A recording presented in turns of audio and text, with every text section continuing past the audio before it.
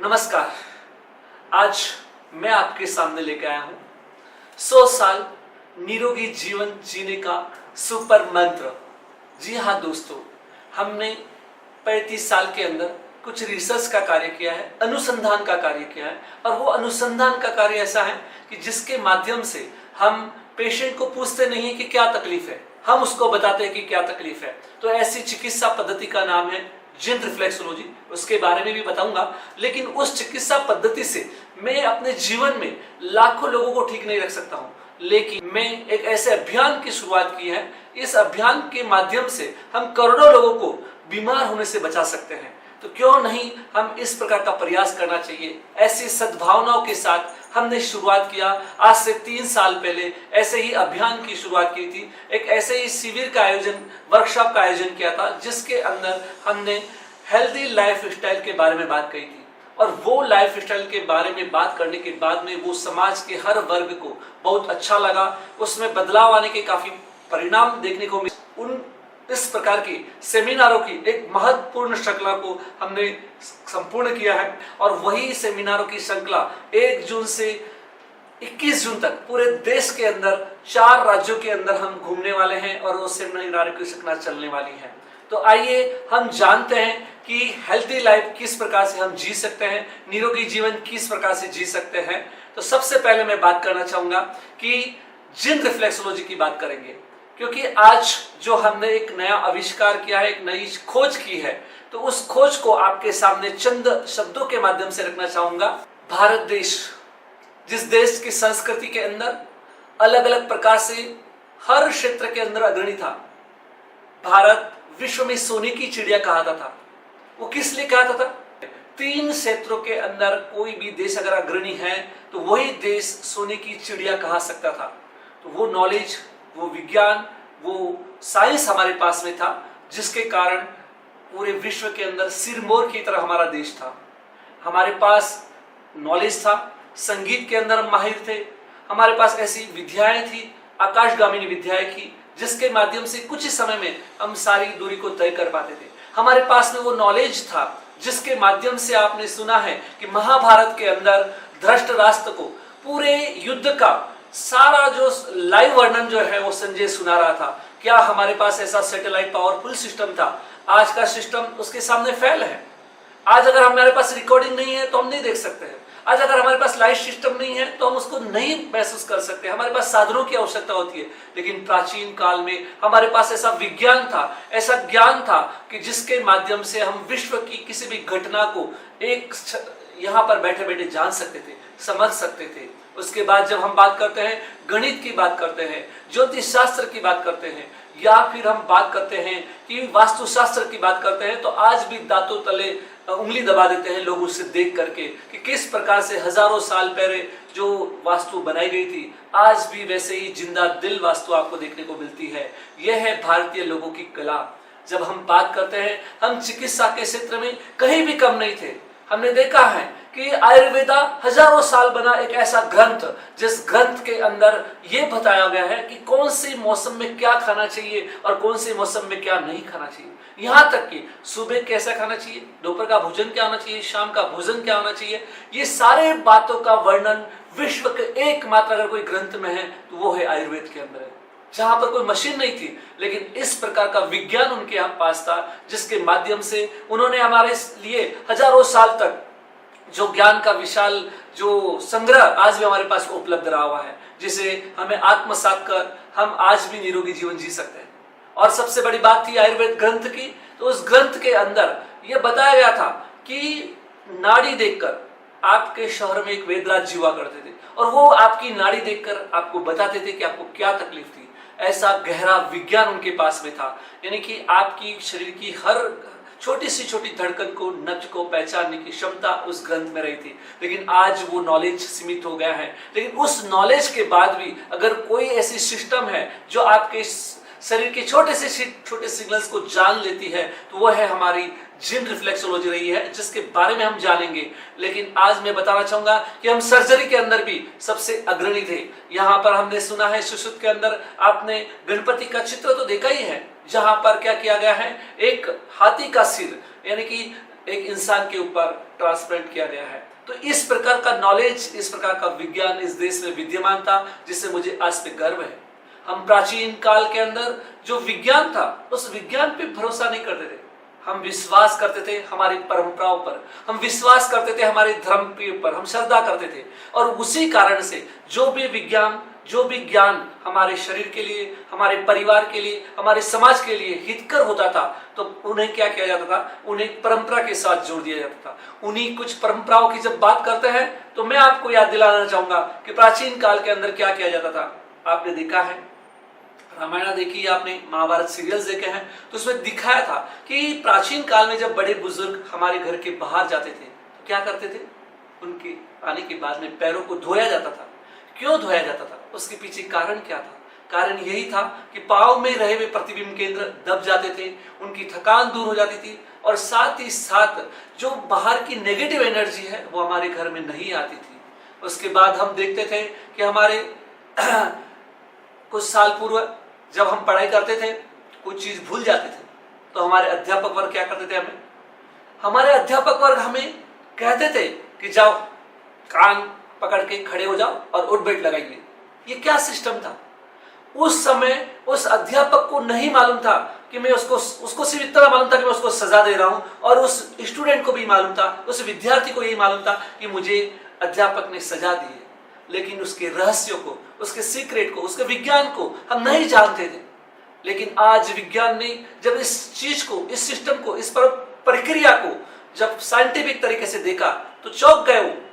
इसके अंदर बहुत बड़ा गहरा रहस्य छिपा हुआ है, और वो है मेमोरी बढ़ाने का। कैसे छिपा हुआ है देखते हैं। हमारे शरीर के प्रतिबिंब केंद्र कहाँ कहाँ आए हुए? पैरों में आए हुए, हाथों में आए हुए, चेहरे के ऊपर आए और कान में आए हुए।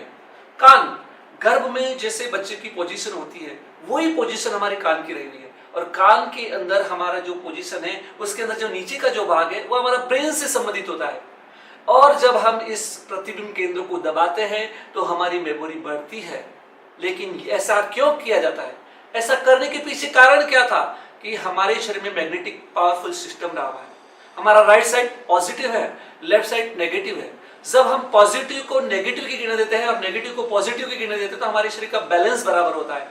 तो उसी टेक्निक को ध्यान में रखकर जब हम पॉजिटिव लेफ्ट साइड को लगाते हैं तो हमारे शरीर के अंदर उसकी एनर्जी जाती है, पॉजिटिव एनर्जी, और यहाँ पर हमारी नेगेटिव एनर्जी जाती है।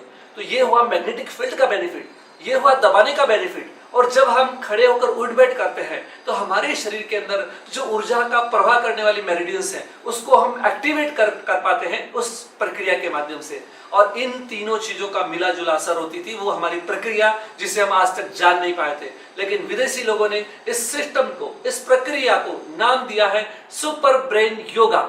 तो देखिए हमारी हर सिस्टम एक से एक बढ़कर रही हुई है। आज हमारे देश के अंदर एक परंपरा है आभूषण धारण करने की, जहां पांव में पायल, हाथ में कंगन, हो माथे पे बिंदिया। इस देश की परंपरा में हम विभिन्न प्रकार के आभूषण धारण करते हैं। यह आभूषण केवल हमारे सौंदर्य के प्रतीक नहीं है, सौभाग्य के प्रतीक नहीं है, बल्कि इसमें छुपा है द सीक्रेट ऑफ रिफ्लेक्सोलॉजी। जिन जिन स्थानों के ऊपर हम आभूषण धारण करते हैं वहां पर हमारे कुछ दाब बिंदु आए हैं, वो दबते रहते थे। हम स्वस्थ और निरोगी जीवन जीते आए थे, उसके लिए हमें किसी प्रकार की प्रयास करने की आवश्यकता नहीं थी। आज हमने देखा है कि ये आभूषण केवल महिलाओं के नहीं बल्कि पुरुषों को धारण करने की प्रथा प्राचीन काल में इस देश में विद्यमान थी। आपने विभिन्न सीरियलों में देखा होगा कि किस प्रकार के प्राचीन काल के अंदर जो राजा महाराजा या नागरिक होते थे किस प्रकार के आभूषण धारण करते थे। ये आभूषण हमें एक निरोगी जीवन बनाने के लिए प्रेरित करते थे। वैसे ही आज हम बात करते हैं, खुले पैर चलने की बात करते हैं, तो पांव में रहे हुए प्रतिबिंब केंद्र दबते रहते थे और हम स्वस्थ और निरोगी जीवन जीते आए थे। उसके लिए हमें कुछ करने की आवश्यकता थी ही नहीं, यह हमारी जीवन शैली का एक हिस्सा बन के आया था। उसके बाद जाने अनजाने के अंदर अगर आपका सिर दर्द दुखता है तो आप क्या करते हैं? सिर दबाते हैं और उससे राहत प्राप्त कर लेते हैं। अगर आपको घुटने में दर्द हो रहा है आप घुटने को दबाएंगे और उससे राहत प्राप्त कर लेते हैं। अगर पेट में दर्द हो रहा है पेट की मसाज करेंगे, पेट को दबाएंगे और उससे राहत प्राप्त कर लेते थे। यही नहीं, पूरे दिन भर की जो थकान होती थी हमने देखा है, हमने महसूस किया, हमने बड़े बुजुर्गों को रोज शाम में क्या करते थे, हम उनके पैरों को दबाते थे। और वो दबाने से उनके चेहरे की मुस्कान देखने लायक होती थी, उनकी सारी थकान दूर हो जाती थी, एक आनंदमय उनका जीवन बन जाता था। तो ये सारे सिस्टम हम करते ही आए थे, उसके लिए हमें कुछ प्रयास करना नहीं पड़ता था। और यही हमारी इंडियन लाइफ थी, भारतीय जीवन शैली, जिसके रग रग में आरोग्य समाया हुआ था, जिसके रग रग के अंदर हमारी लंबे आयुष्य की कल्पनाएं संजोई हुई थी।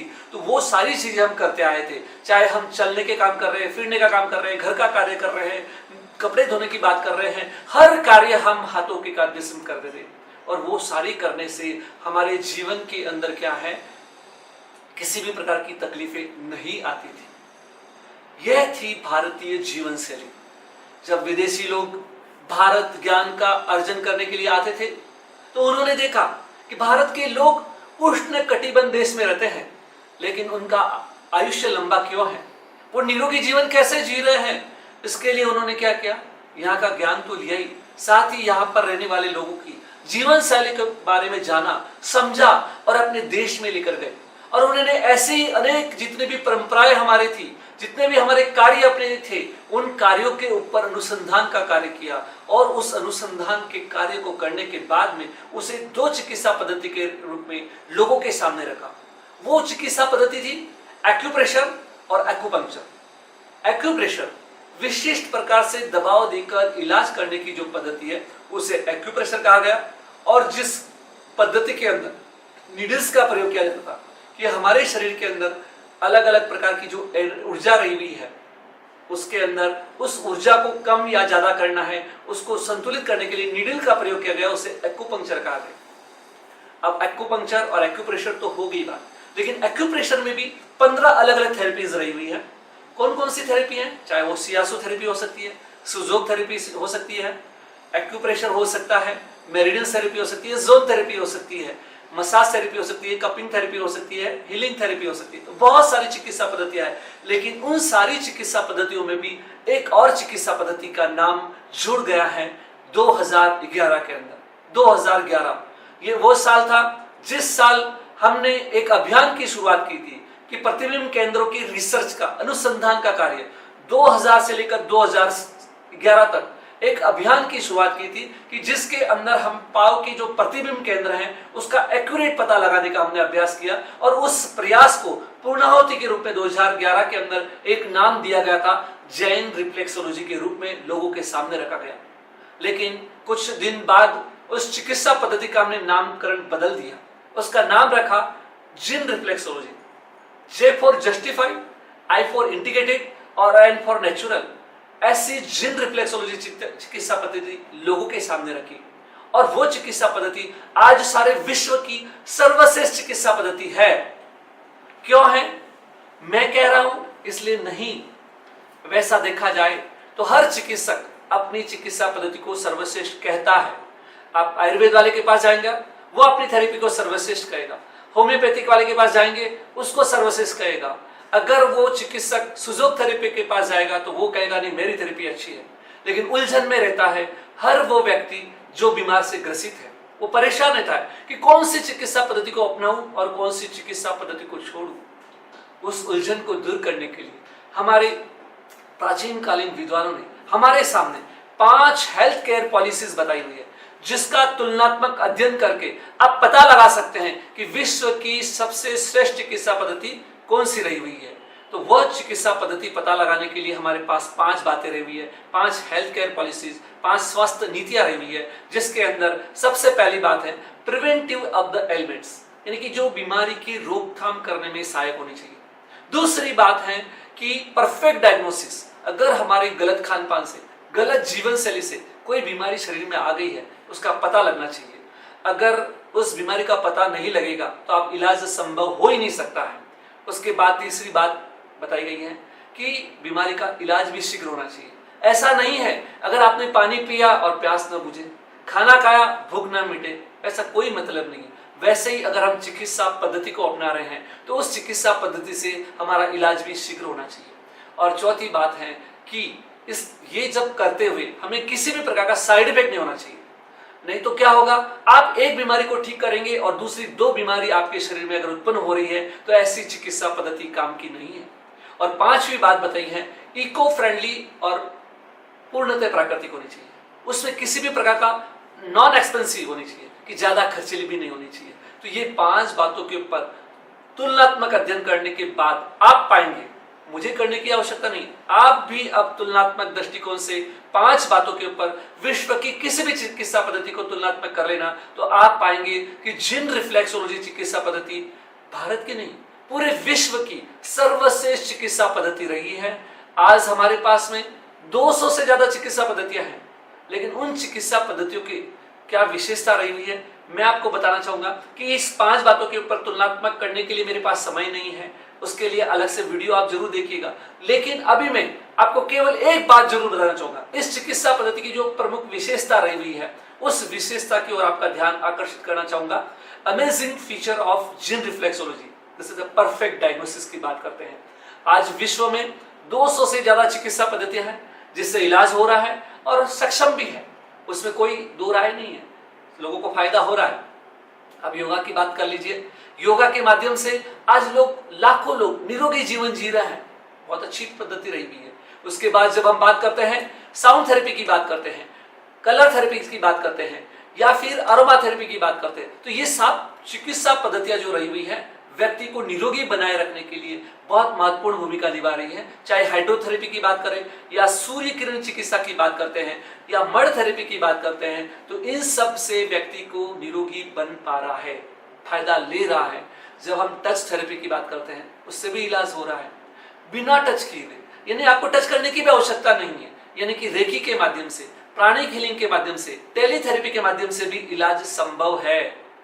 जब हम बात करते हैं परफेक्ट डायग्नोसिस की, यानी कि बीमारी का पता लगाने की, उसके रूट कॉज का पता लगाने की, तो हमारे पास आयुर्वेद विश्व का सबसे प्राचीनतम ग्रंथ जिसके अंदर आपके शरीर में क्या तकलीफ है बताने की सिस्टम समाई हुई थी, लेकिन आज वो सीमित हो चुका है, वो लुप्त हो चुका है। अब हमारे पास अगर कोई ऐसी सिस्टम है तो वो है जिन रिफ्लेक्सोलॉजी रही हुई है, जिसके माध्यम से कुछ क्षणों के अंदर हम आपके शरीर में क्या है तकलीफ उसका पता लगा सकते हैं। एक महिला जो पिछले 6 महीने से सिर दर्द से परेशान थी, जिसके दिन का चैन चला गया था, रातों की नींद चली गई थी, परेशान हो चुकी थी, उसने इस चिकित्सा पद्धति से ठीक होने के लिए लाखों रुपए खर्च कर दिए, लेकिन उसका इलाज कहीं हो नहीं पा रहा था। अब उसका एमआरआई किया गया, रिपोर्ट नील आ रही, सीटी स्कैन किया गया, रिपोर्ट नील आ गई, शहर के सारे चिकित्सक हो गए। उसे किसी ने सजेशन कहा कि आप एक चिकित्सक के पास जाइए, वो उस चिकित्सक के पास जाती है और जाने के बाद में उस चिकित्सक ने उसको कहा आपको सिर दर्द है ही नहीं, आपको एसिडिटी के कारण सिर दर्द की तकलीफ हो रही है। तो उसने कहा इलाज कैसे होगा, उसको कहा गया आप 7 दिन आइए। 7 दिन उसका ट्रीटमेंट किया गया, 7 दिन के अंदर उसकी एसिडिटी ठीक हो गई और सिर दर्द गायब हो गया। वो चिकित्सा पद्धति और कोई चिकित्सा पद्धति नहीं थी, वो चिकित्सा पद्धति थी जिन रिफ्लेक्सोलॉजी, और वो चिकित्सक था जिन रिफ्लेक्सोलॉजिस्ट। तो ऐसे लाखों लोगों के जीवन को रोशन करने वाली चिकित्सा पद्धति रही हुई है, जिन रिफ्लेक्सोलॉजी रही हुई है। और इस सिस्टम के माध्यम से हम क्या कर पा रहे हैं, हम हमारे छोटे से छोटे सिग्नल्स को पहचान लेते हैं। अब हमारे शरीर के अंदर जब बीमारी बढ़ जाती है, आज का चिकित्सक के पास आप जाते हैं, वो सिम्टम्स और साइन के ऊपर काम करते हैं कि आपके शरीर में जो लक्षण दिखाई दे रहे हैं, जो चिन्ह दिखाई दे रहे हैं, आपके शरीर की हार्ट बीट दिखाई दे रही है, आप कोई भी सिस्टम शरीर के अंदर दिखाई दे रहा है, उसके हिसाब से अंदाजा लगाते हैं कि आपको क्या तकलीफ है। लेकिन वो सिस्टम, वो लक्षण, वो सिम्टम्स कब उभर कर सामने आते हैं, जब आपकी बीमारी बढ़ जाती है, जब आपका शरीर उसे ठीक रखने में समर्थ नहीं हो पाता है, तब वो उभर के आती है।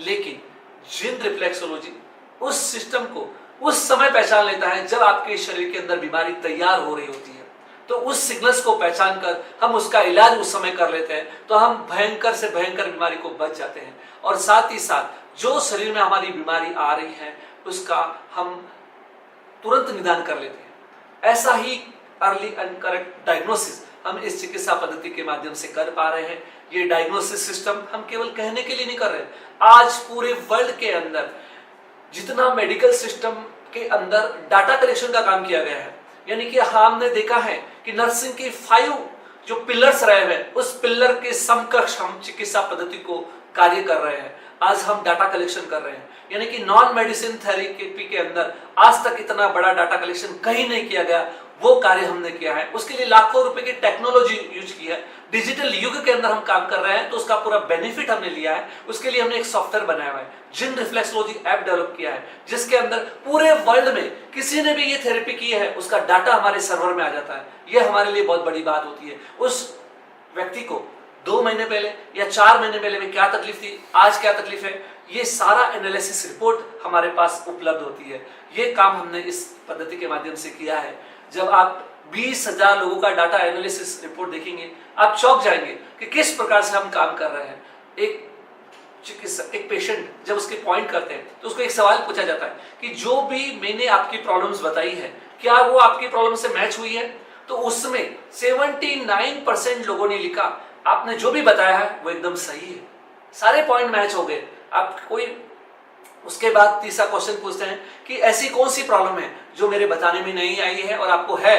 तो 79% लोगों ने कहा कि आपने जो भी बताया वो सारे पॉइंट मैच हो गए हैं, ऐसी कोई तकलीफ नहीं है जो आपने नहीं बताया है, सारे मैच हो गए हैं। लेकिन 15% लोग ऐसे थे जिन्होंने कहा कि नहीं, हमारे कुछ पॉइंट नहीं मिले। कौन से नहीं मिले? किसी को थायराइड के पॉइंट डिटेक्ट नहीं हुए, किसी को एसिडिटी के नहीं हुए, किसी को लंग्स के नहीं हुए। कारण क्या था? कारण लिखा गया ड्यू टू मेडिसिन। वो मेडिसिन खा रहे थे इसलिए उनके पॉइंट डिटेक्ट नहीं हुए। अगर वो मेडिसिन नहीं खाए होते तो उनका डाटा क्या हो सकता था? उनका डाटा हमारा जो एक्यूरेट है, वो डायग्नोसिस परफेक्ट हुआ होता। वो मेडिसिन ले रहे थे, उसकी पूर्ति हो गई इसलिए हमें डिटेक्ट नहीं हुए। तो इस प्रकार 94% एक्यूरेट डायग्नोसिस हम इस चिकित्सा पद्धति के माध्यम से कर पा रहे हैं। सिर्फ डाटा कलेक्शन नहीं कर रहे, बल्कि उसका जब हम 8 दिन के अंदर जब रिजल्ट की बात करते हैं, एक व्यक्ति जिसका पिछले 3 महीने से उन्होंने कोलेस्ट्रॉल की जांच की, हर बार मेडिसिन लेने के बाद भी उसका कोलेस्ट्रॉल कहीं कम नहीं हो रहा था। ये आप देख सकते हैं चार्ट ग्राफ, जिसके अंदर बताया गया कि first month, second month, third month और 4th मंथ, 4 महीने चेक किया। उसके बाद जब वो हमारे पास पेशेंट आया, 8 दिन उसने ट्रीटमेंट लिया, उसकी मेडिसिन बंद कर दी गई और 10वें दिन उसने सारी रिपोर्ट जांच की, तब मालूम पड़ गया कि उसके कोलेस्ट्रॉल रिपोर्ट नील आ गई। तो इस प्रकार का काम इस चिकित्सा पद्धति के माध्यम से हम कर रहे हैं। हमारे सक्सेस स्टोरी पेज पे आप जाएंगे तो देखेंगे कि केवल 8 दिन की चिकित्सा ने कई लोगों के ऑपरेशन टाल दिए। जहां पर बड़े बड़े सर्जन लोगों ने कहा कि आपके पास केवल 8 दिन का समय बचा है, आपको ऑपरेशन करना ही है, और उन लोगों ने इस चिकित्सा पद्धति को आत्मसात किया और उन लोगों को बेनिफिट मिला, उनको आज ऑपरेशन करना नहीं पड़ा। इस प्रकार का कार्य इस चिकित्सा पद्धति के माध्यम से हम कर पा रहे हैं। इस चिकित्सा पद्धति से जो डायग्नोसिस फाइल बनती है, 10 पेज की डायग्नोसिस फाइल, जो पेशेंट को ईमेल चली जाती है, थेरेपिस्ट को ईमेल आ जाती है, चाहे वो योग थेरेपी की बात है, मुद्रा थेरेपी की बात है, उसको विटामिन की बात है, एक भी सप्लीमेंट आपको लेना नहीं पड़ेगा। अगर आपने इस चिकित्सा पद्धति को अपनाया है तो मेडिसिन आपकी बंद हो सकती है। इस चिकित्सा पद्धति को अपनाया तो सर्जरी आप रोक सकते हैं इस चिकित्सा पद्धति को अपनाकर। तो इस प्रकार की ये थेरेपी रही हुई है। ये थेरेपी एवरेज थेरेपी नहीं है, जबकि इस दुनिया में जितनी भी चिकित्सा पद्धति है औसत थेरेपी पे काम करती है। औसत थेरेपी का मतलब होता है कि अगर कोई चिकित्सक 100 लोगों को दवाई देता है, उसमें से 50 लोगों को कोई चीज लागू हो जाती है, 60 लोगों को लागू हो जाती है, तो उसको सबके लिए यूनिवर्सल कर दिया जाता है। इसे कहते हैं एवरेज थेरेपी। और जिन रिफ्लेक्सोलॉजी एवरेज थेरेपी नहीं है, यूनिक थेरेपी है। क्या है यूनिक? आपने आधार कार्ड बनाया है, आपके अंगूठे का इतना भाग भी विश्व के किसी भी व्यक्ति से मैच नहीं करता है, तो पूरा शरीर तो मैच कर ही नहीं सकता। एक व्यक्ति के लिए दूध अच्छा हो सकता है, दूसरे के लिए खराब भी हो सकता है। तो वैसे ही एक व्यक्ति ने जो भी सिर दर्द है और उसके 10 व्यक्ति को सिर दर्द के वही पॉइंट दबाएंगे, इलाज नहीं आएगा। सबका रूट कॉज अलग अलग होता है। तो यही बात जिन रिफ्लेक्सोलॉजी में समाई हुई है। यहाँ पर हर व्यक्ति का पहले डायग्नोसिस करते हैं और डायग्नोसिस करने के बाद ही उसका इलाज करते हैं। तो हम ये जो नॉलेज है आपके साथ शेयरिंग करने वाले, और 1 जून से हम एक ऐसी किताब आपके सामने रखने जा रहे हैं, जिस किताब को लॉन्चिंग करने जा रहे हैं। उस किताब के अंदर अब हमारा जो एडवांस कोर्स है, जो 10,000 रुपए देकर आप सीखते थे, वो आपको सीखने की जरूरत नहीं है। हमने उस किताब के अंदर, हर किताब के अंदर एक QR कोड दिया हुआ है। हर लेसन के अंत में QR कोड दिया है। उसको देखकर आप प्रैक्टिकल सेशन, हमारा थ्योरेटिकल लेसन, पूरा वीडियो आप आसानी से देख सकते हैं। आपकी कोई भी शंका है, उसका समाधान हमारे FAQ पेज के ऊपर आपको मिलने वाला है। तो ये नॉलेज हम सबके लिए फ्री कर दे रहे हैं 1 जून से। जिन रिफ्लेक्सोलॉजी डे 1 जून से हम ये सब काम करने जा रहे हैं। Health awareness and life changing seminar, ये इस सेमिनार की आवश्यकता क्यों है? आज हम देखते हैं कि जीवन शैली के बारे में बहुत सारी जानकारियां, बहुत सारी इंफॉर्मेशन अलग अलग जगह पर उपलब्ध हैं, लेकिन क्यों आवश्यकता है इस प्रकार के सेमिनारों की समाज के अंदर?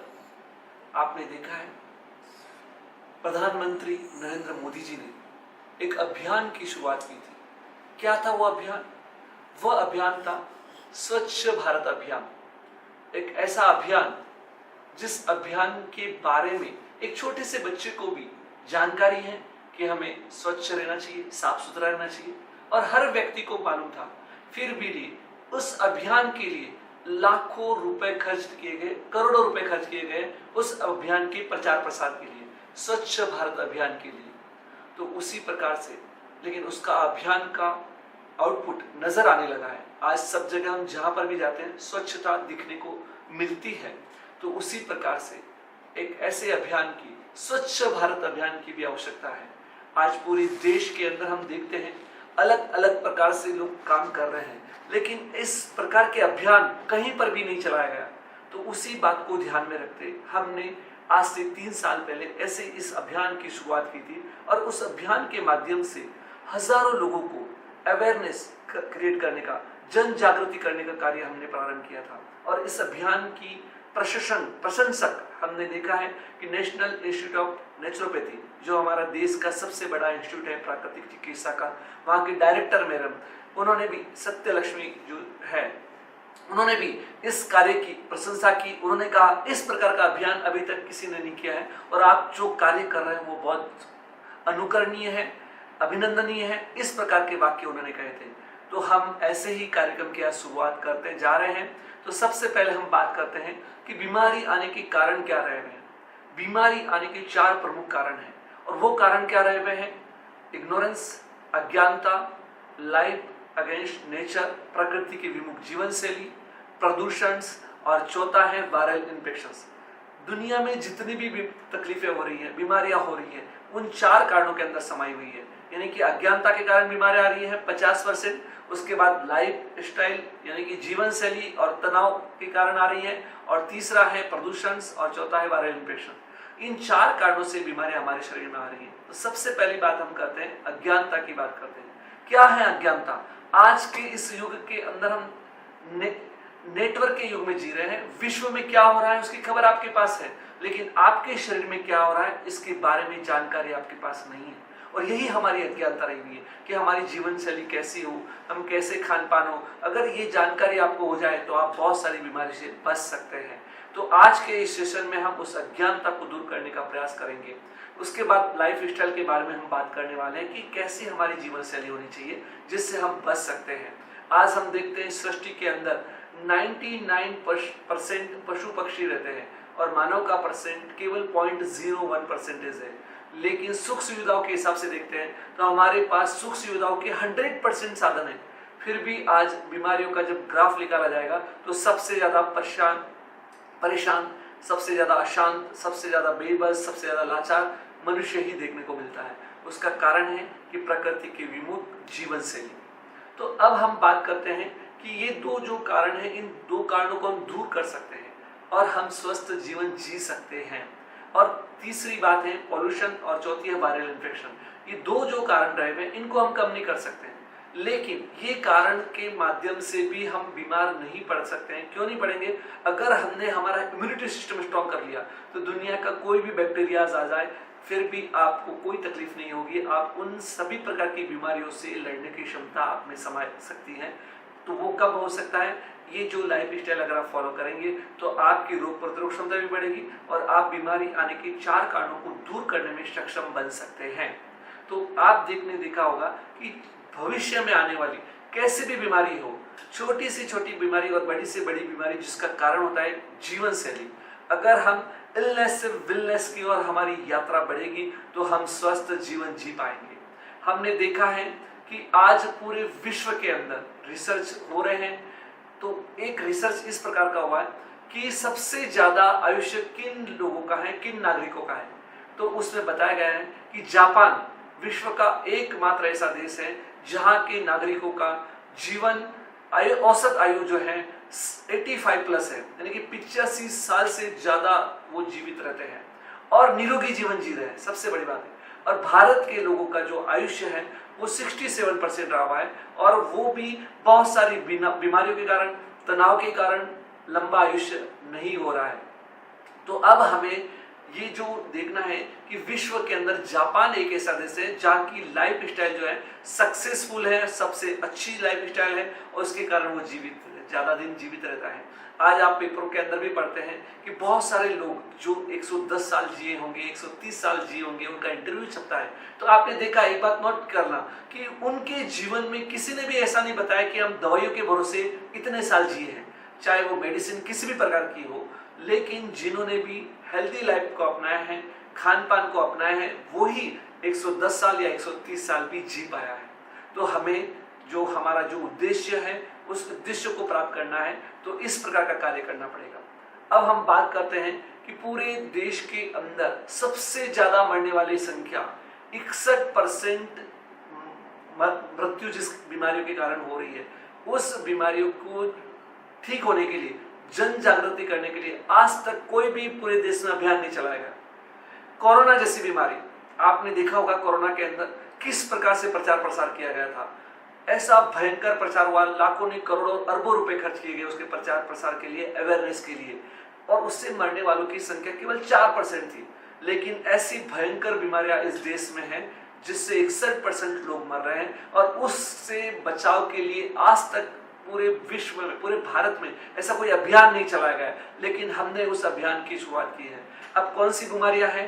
नॉन कम्युनिकेबल डिजीज है, वो बीमारियां फैलने वाली भी नहीं है, और उस बीमारियों से मरने वाले की संख्या ज्यादा है, और वो बीमारियां ठीक कर लेना, उस बीमारी को ठीक करने के लिए लाखों रुपए खर्च कर देते हैं, फिर भी वो बीमारियां ठीक नहीं होती हैं। और वो बीमारियां रही हुई हैं, चाहे वो डायबिटीज है जिससे सबसे ज्यादा लोग मर रहे हैं, हार्ट की प्रॉब्लम्स हैं, ब्लड प्रेशर्स हैं, किडनी प्रॉब्लम्स हैं, अस्थमेटिक प्रॉब्लम्स हैं, ये ऐसी भयंकर बीमारियां रही हुई हैं जिस बीमारियों को इलाज अभी तक नहीं है लोगों के पास में, और उनसे मरने वालों की संख्या भी ज्यादा रही हुई है। लेकिन हमने देखा है कि मेजर कॉजेज ऑफ डेथ, छोटे से छोटे जो कारण रहे हुए हैं बीमारियों के, वो सारे कारण कहाँ से आते हैं? शुरुआत होती है जीवन शैली से। अगर हमने देखा है, चाहे वो कोरोनरी हार्ट की प्रॉब्लम्स हैं, कैंसर की प्रॉब्लम्स हैं, या हार्ट की प्रॉब्लम्स हैं, या फिर लंग्स की प्रॉब्लम्स है, कोई भी तकलीफ है, अनिद्रा की प्रॉब्लम्स है, तनाव की प्रॉब्लम्स है, उन सब का रूट कॉज है हमारी लाइफ स्टाइल। तो आइए उस जीवन शैली के बारे में जाने, जो जीवन शैली आपको और हमको निरोगी बनाए रखने के लिए बहुत जरूरी है, जिसके सबसे पहले मैं बात करना चाहूंगा कि वो है वेकअप, सुबह जल्दी उठना। सभी जल्दी उठना क्यों जरूरी है? उसके लिए भारतीय शास्त्रों के अंदर बहुत बातें की गई है।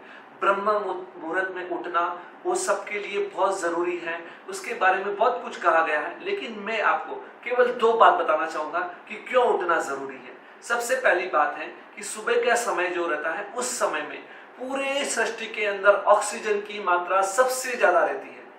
आपको ये ज्ञात ही है कि सूर्यास्त होने के बाद में पेड़ पौधे भी कार्बन डाइऑक्साइड छोड़ते हैं, तो नेचुरली पूरे प्रकृति के अंदर कार्बन डाइऑक्साइड की मात्रा ज्यादा रहेगी। लेकिन सूर्योदय का समय एक ऐसा समय है जिस समय में पूरे वातावरण के अंदर ऑक्सीजन ज्यादा रहेगी, और उस समय अगर आप मेडिटेशन करते हैं या कोई डिसीजन लेते हैं, एकाग्रता के साथ पढ़ाई करते हैं, या कोई भी कार्य करते हैं, 100% आपको सफलता मिलने वाली, 100% आपको सफलता मिलने वाली।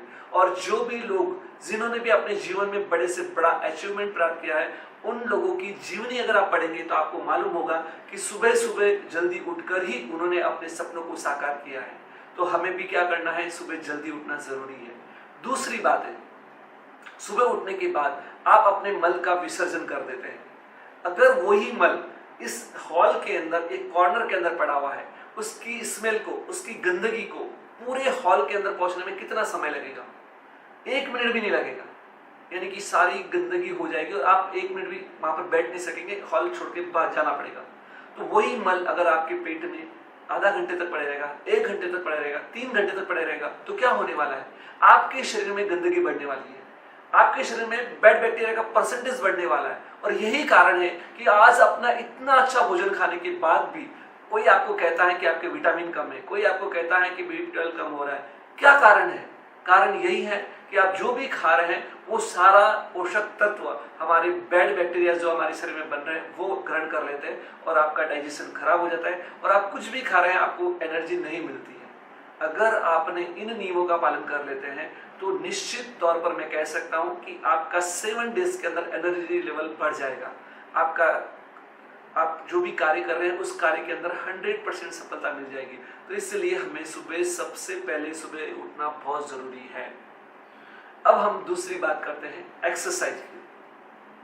एक्सरसाइज की जरूरत आज से 50 साल पहले 100 साल पहले एक्सरसाइज की जरूरत नहीं थी। क्यों नहीं थी? क्योंकि वो जीवन शैली में ही एक्सरसाइज समाई हुई थी। उनके जो कार्यशैली कर रहे थे, काम करते थे, तो आज से 10 गुना काम तो उनके जीवन की चर्या में हो ही जाता था, तो उन्हें एक्सरसाइज की आवश्यकता नहीं थी।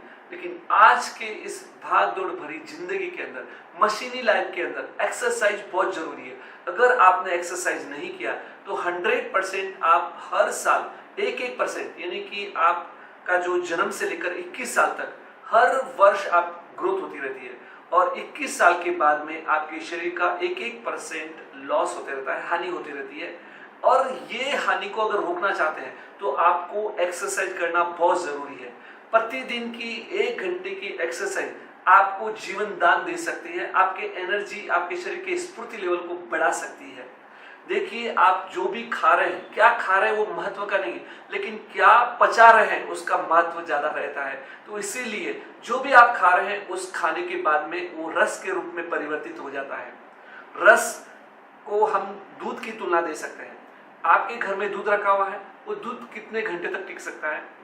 5 घंटे, 10 घंटे। बार बार गर्म करेंगे तो 12 घंटे टिकेगा, बाद में खराब हो जाएगा। लेकिन उस दूध को अगर आपने दही के रूप में परिवर्तित कर दिया तो वो कुछ देर तक टिक सकता है। उसमें से मंथन किया आपने, उसके बाद के अंदर मंथन करने के बाद में मक्खन निकाला, मक्खन से घी बनाया, वो घी को साल भर टिका सकते हैं। वैसे ही हमारे शरीर की पोजीशन है। अगर आप आज दिन भर में जो भी अच्छे से अच्छा भोजन किया होगा, चाहे ड्राई फ्रूट खाए, मसाले खाए, फ्रूट खाए, कुछ भी खाया, लेकिन उससे रस तो बन गया, लेकिन उस रस बनने से कुछ भी नहीं होने वाला है। वो सारा रस वेस्ट चला जाएगा। अगर आपने एक्सरसाइज नहीं की, उसका मंथन नहीं किया, अगर आपने उसका मंथन किया, एक्सरसाइज की, तो क्या होने वाला है? रस से रक्त बनेगा, रक्त से मांस बनेगा, मांस से मज्जा बनेगी, मज्जा के बाद के अंदर अस्थि बनेगी और अस्थि के बाद में हमारे शरीर में वीर्य का निर्माण होगा और वीर्य ओज के रूप में सारे शरीर के अंदर व्याप्त हो जाएगा। सारे चेहरे पर रौनक बढ़ जाएगी, आपके अंग अंग के अंदर स्फूर्ति आ जाएगी, हमेशा आप अपने आप को एनर्जेटिक पाएंगे। ये सब बेनिफिट होने वाला है केवल आपके खाने के बाद एक्सरसाइज करने से। तो इसलिए हमें एक्सरसाइज करना बहुत जरूरी है। जब हम एक्सरसाइज करने की बात करते हैं तो हमें शुरुआत क्या करनी है? सिंपल एक्सरसाइज करना है। जरूरी नहीं है कि आप जिम में जाकर एक्सरसाइज शुरू करो। अगर आपने जिम में जाकर एक्सरसाइज शुरू किया तो आपकी प्रॉब्लम और बढ़ सकती है। कैसे बढ़ सकती है? आपने 5-6 दिन एक्सरसाइज, 5 दिन एक्सरसाइज किए, 2 दिन एक्सरसाइज नहीं करोगे, तो जिस दिन आप एक्सरसाइज नहीं करोगे उस दिन की कैलोरी जमा हो जाएगी और तेजी से आप वेट बढ़ने लगेगा। तो आपको एक्सरसाइज शुरुआत जो करनी है स्लो मोशन वाली करनी है, धीमी गति वाली एक्सरसाइज करनी है, जिससे क्या होगा? कैलोरी बर्न होगी, भूख नहीं बढ़ेगी। लेकिन फास्ट एक्सरसाइज करोगी तो आपकी कैलोरी बर्न फास्ट हो जाएगी और भूख भी ज्यादा लगेगी, और जिस दिन नहीं करोगे तो वेट बढ़ जाएगा। तो इसलिए हमें क्या करना है? एक्सरसाइज स्लो करना है। और साथ ही साथ एक्सरसाइज प्रारंभ की है तो एक्सरसाइज आपको शाम में नहीं करना है, दिन में करना है, यानी कि सुबह के समय में करना चाहिए। सुबह के समय में ऑक्सीजन ज्यादा रहता है और शाम के समय में अगर आप एक्सरसाइज करेंगे तो आपको क्या होगा कि लैक्टिक एसिड जो है ज्यादा हमारे शरीर में बन जाएगा और आपके शरीर में थकान बढ़ जाएगी, दर्द बढ़ जाएगा। इसलिए हमें क्या करना है? सूर्योदय से सूर्यास्त के बीच के टाइम में अगर आप एक्सरसाइज करते हैं वो ज्यादा बेटर है। बाद में करेंगे तो वो आपके लिए लाभदायक नहीं है। हाँ, अगर आप भोजन करने के बाद हल्का अगर टहलते हैं, घूमते हैं, वो ठीक है, लेकिन एक्सरसाइज शाम में नहीं करना है। तो इस बात को ध्यान में रखने की आवश्यकता है। अब हम बात करते हैं कि एक्सरसाइज आपने कर लिया, अब उसके बाद में हम बात करते हैं डीप ब्रीदिंग। सांस है तब तक आस है, यानी कि ये सबको मालूम है कि जिस समय हमारी सांस खत्म हो जाएगी हमारा आयुष्य खत्म हो जाएगा, लेकिन उसके अंदर भी हम लापरवाही कर रहे हैं, यानी कि जो सांस पूरी ग्रहण कर रहे हैं उसका पूरा यूटिलाइज नहीं कर पा रहे हैं और उसको छोड़ दे रहे हैं, तो आपको कोई फायदा नहीं होने वाला है। अगर आप उसका बेनिफिट लेना चाहते हैं जैसे ही हम पूरा ऑक्सीजन ग्रहण किए, पूरे शरीर के अंदर उसका ऑक्सीजन का बेनिफिट मिले और बाद में छूटेंगी, तो आपका आयुष्य भी लंबा हो सकता है। क्योंकि हमारा आयुष्य श्वासोश्वास के हिसाब से चलता है। जितने ज्यादा हम ऑक्सीजन फटाफट लेंगे उतना आयुष्य कम होगा, और धीमी गति से अगर लेंगे तो हमारा आयुष्य लंबा होता है। तो हमें क्या करना है, उसके लिए प्राणायाम का सहारा लेना चाहिए, गहरी डीप ब्रीदिंग का सहारा लेना है, गहरी सांस लेकर और उसको छोड़ने का अभ्यास करना है। प्रतिदिन का 15 मिनट का अभ्यास आपकी श्वासों की गति को तेज कर देगा, यानी कि उसका यूटिलाइज ज्यादा कर देगा।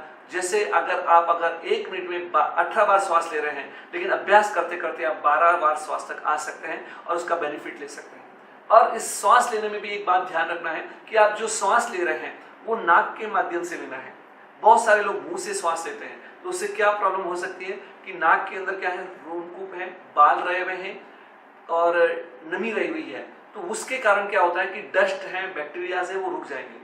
और साथ ही हम जब श्वास ग्रहण कर रहे हैं तो यहाँ रक्त कोश भरा हुआ है, उस रक्त कोश के बीच में से वायु गुजरती है, तो हमारे शरीर के टेम्परेचर के बराबर हो जाती है और वो वायु हमारे लिए हितकर रहती है। लेकिन अगर कोई व्यक्ति मुंह से श्वास लेता है तो ठंडी वायु अगर अंदर जाएगी तो व्यक्ति बीमार हो जाएगा, अस्थमा की प्रॉब्लम्स हो जाएगी और उसके शरीर के अंदर बहुत सारी तकलीफें चालू हो जाएगी। इसलिए इस बात का ध्यान रखने की आवश्यकता रही और वर्तमान में जीने का प्रयास करिए। आज हर व्यक्ति क्या करता है, फ्यूचर में जी रहा है या पास्ट में जी रहा है।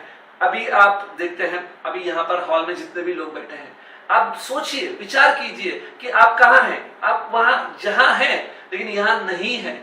आपका मन घर में जा रहा है, किसी का दुकान में जा रहा है, किसी का खाने के लिए याद कर रहा है, किसी का वो पिक्चर का याद कर रहा है। कोई ना कोई चीज आपके दिमाग के अंदर चल रही है और यही आपको बीमारी लाने वाली है। ये तनाव आपके शरीर के लिए हानिकारक है। तो हमें क्या करना है, तनाव मुक्त होना है तो वर्तमान में जिए। खाना खा रहे हैं, खाने का आनंद लीजिए। पिक्चर देखना है तो पिक्चर का आनंद लीजिए। बिजनेस कर रहे हैं तो बिजनेस का आनंद लीजिए। वहां पर बैठिए, लोगों से गप्पे लगाइए, बात कीजिए, उसका आनंद लीजिए। लेकिन अगर आपने ऐसा नहीं कर पा रहे हैं तो ये सब आपको हानिकारक दुष्परिणाम होने ही वाले हैं। अब हम बात करते हैं खुले पैर चलना। खुले पैर चलना क्यों जरूरी है? आज देखते हैं कि हम खुले पैर चलना इसलिए जरूरी है कि हमारे एक तो पाँव के अंदर जो भी प्रतिबिंब केंद्र है वो दबते रहते हैं और हम स्वस्थ और निरोगी जीवन जीते हैं। साथ में हमारे जो प्रतिबिंब केंद्र दब तो रहे हैं लेकिन अर्थ का मैग्नेटिक फील्ड हमें नहीं मिल रहा है। आज हम चारों तरफ देखते हैं ना, तो सब जगह मिट्टी आपको देखने को नहीं मिलेगी, आपको गट्टू मिलेंगे, सीमेंट मिलेगी, कंक्रीट मिलेगी, लेकिन मिट्टी का मैदान आपको देखने को नहीं मिलेगा। तो अभी आपने क्या करना है, मिट्टी का मैदान ढूंढ के रख लेना कि जहां पर आप जाकर प्रतिदिन 5 से 10 मिनट खुले पैर वॉकिंग कर सकें, जिससे आपका मैग्नेटिक जो एनर्जी जो है, अर्थ का जो मैग्नेटिक फील्ड है, उसका बेनिफिट आपको मिल सकता है। उसके बाद हम बात करते हैं सूर्य की स्नान, सनबाथ। हमारे शरीर के लिए सनबाथ बहुत जरूरी है। आज हमें बहुत टाइम हो जाता है कि हम सूर्य की किरणों को हम प्राप्त नहीं कर पाते, जो सबसे फ्री है। आज पूरे देश के अंदर इतने लोग कैल्शियम की डिफिशियंसी से प्रॉब्लम से ग्रसित हैं, उसका एकमात्र अगर कारण है तो वो है सनबाथ रहा हुआ है। आप कितना भी कैल्शियम खा लेंगे लेकिन शरीर के अंदर विटामिन डी का एब्जॉर्प्शन नहीं हो पाएगा, तो आपके शरीर में कैल्शियम नहीं बढ़ पाएगा। तो उसके लिए हमें 15 मिनट की धूप बहुत जरूरी है। प्रतिदिन की 15 मिनट की धूप आपके शरीर की हड्डियों को मजबूत बनाएगी, आपकी इम्यूनिटी शक्ति को मजबूत बनाएगी। इसलिए आपने सनबाथ में जाना बहुत जरूरी है, सूर्य की रोशनी में जाना बहुत जरूरी है। उसके बाद अगर आपको सुबह का समय सुटेबल नहीं है सूर्य का स्नान करने का, तो आप दोपहर में भी जा सकते हैं, शाम में भी जा सकते हैं, कभी भी जा सकते हैं, लेकिन सूर्य की रोशनी के अंदर जरूर जाना जरूरी है। उसके बाद नेक्स्ट बात करेंगे हम गहरी और अच्छी नींद की बात करेंगे। ये जो आप फोटो देख रहे हैं नींद का, ये ऐसी नींद चाहकर भी आपको नहीं आएगी। तो ये जो नींद नहीं आ रही है उसके कारण बहुत सारी बीमारियां बढ़ रही हैं। अगर आपके शरीर के अंदर डाइजेशन की प्रॉब्लम्स हो रही है, कॉन्स्टिपेशन का प्रॉब्लम्स हो रहा है, स्ट्रेस बढ़ रहा है, या आपकी जो ब्लड प्रेशर बढ़ रहा है, हार्मोन्स इम्बैलेंस हो रहे हैं, उन सबका रूट कॉज ये एकमात्र नींद नहीं आना है। ये मालूम ही नहीं है, लेकिन आप दवाइयाँ खा रहे हैं, डॉक्टरों के पास जा रहे हैं, वो आवश्यकता ही नहीं है। आपको समझना है कि हमारे शरीर के रिपेयरिंग के लिए 7 से 8 घंटे की नींद बहुत जरूरी है। अगर आप 7 से 8 घंटे की नींद नहीं लेते हैं तो आप 100% बीमार होने ही वाले हैं। आपके शरीर में बहुत सारी बीमारी आने वाली है। तो उसके लिए हमें क्या करना है, सोना कब है, हमें सोना भी, अब कोई व्यक्ति कहता है कि नहीं मैं तो दिन में सोता हूँ रात में नहीं सोता हूँ, ये गलत है। जैसे मैंने बताया है कि हमारे पूरे वातावरण के अंदर सूर्यास्त के बाद में मतलब ऑक्सीजन की कमी आ जाती है और पूरे वातावरण में कार्बन डाइऑक्साइड रहती है। तो ऐसे समय में आप कोई भी काम करेंगे आपको सफलता नहीं मिलेगी और काम सही भी नहीं होगा। और बच्चे भी पढ़ाई कब करते हैं, रात में करते हैं। बोलते हैं बस चाय की चुस्कियां लेते हैं, कॉफी की चुस्कियां लेते हैं और टाइम पास करते हैं और पढ़ाई करते रहते हैं, कोई काम आने वाली नहीं है और उसकी बीमारी करने वाली है। यानी कि आज उसका जो फ्यूचर बनने वाला है वो कैरियर के चक्कर में जिंदगी बर्बाद कर देगा, यानी उसका शरीर काम नहीं देने वाला है। तो आपको क्या करना पड़ेगा, उसे परिवर्तन करना होगा। रात में 4 घंटे की पढ़ाई की और सुबह 1 घंटे की पढ़ाई की बराबर है, क्योंकि आपको ब्रेन को काम करने के लिए ऑक्सीजन ज्यादा आवश्यकता रहती है और सुबह के समय में ऑक्सीजन ज्यादा रहता है। और आप अपने घर में, परिवार में, बच्चों के लिए, पूरे परिवार के लिए नियम बना ले कि हमें रात में कोई भी हालत में 10 बजे तक सो जाना है और सुबह 6 बजे यानी कि 7 से 8 घंटे की नींद, 5 बजे उठ जाना है। यानी अगर आपको जल्दी भी उठ गया, अगर आप 4 बजे उठ के काम कर रहे हैं कोई तकलीफ नहीं होगी आपको, लेकिन अगर आप रात में जागरण करेंगे तो ये तकलीफ होने वाली। एक भयंकर तकलीफ और हो रही है, आज लोगों के अंदर नींद नहीं आ रही है, बेचैनी बढ़ रही है, तनाव बढ़ रहा है। उसका कारण क्या है, जब आपको रात में नींद नहीं आती है तो आप क्या करते हैं, मोबाइल लेते हैं और टाइम पास करते हैं। लेकिन जब आप मोबाइल अपने हाथ में लेकर देखते हैं तो ऑडियो विजुअल सिग्नल से नींद उड़ जाती है। तो जो कारण से नींद आपको नहीं आ रही है और नींद उड़ाने का आप कारण ढूंढ लेते हैं। तो इसलिए हमें क्या करना है, आप सोने से पहले 1 घंटे पहले मोबाइल भी बंद कर दीजिए और रिलैक्स होकर, यानी कि नींद लाने के लिए हमें कुछ करने की जरूरत नहीं है, लेकिन नेटवर्क बंद करने की आवश्यकता है। अगर आप नेटवर्क बंद कर दिया, आप इंटरनेट बंद कर दिया, मोबाइल बंद कर दिया, तो आपको नींद भी आसानी से आ जाएगी।